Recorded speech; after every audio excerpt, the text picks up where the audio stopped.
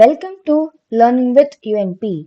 In this session of Business Intelligence with Power BI, we are going to focus on connecting data using Power BI Query Editor. We will cover how to access the query editor, connect it to data sources, specifically walk through connecting a CSV file, and then how to confirm and load the data. Let's begin with accessing Power Query Editor. To do this, we simply click on Transform Data button in the Home ribbon. This opens the query editor where we can manage and transform our data. We will be using the Maven Market Customers CSV file for this demonstration. Now, let's talk about connecting data in the query editor.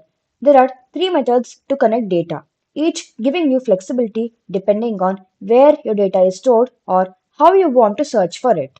The first method is by clicking on New Source option in the Home ribbon in the query editor and selecting CSV to connect directly. The second method is by clicking on New Source option in the Home ribbon in the query editor, selecting More, and then choosing CSV from the pop-up list of data sources and click on Connect.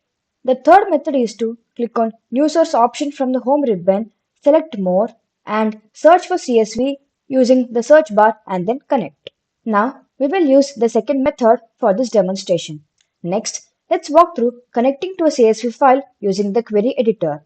Click on New Source in the Home ribbon in the query editor, select More, choose CSV, click on Connect, and browse your system to find Maven Market Customers CSV file.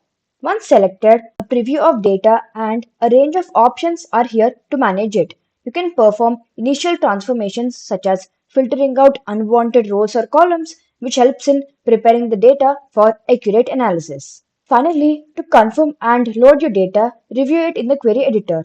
Ensure that everything is as expected. Then click Close and Apply. This will load the data into Power BI, making it available for further analysis and visualization. This is all about today's lecture. See you in the next lecture. Thank you.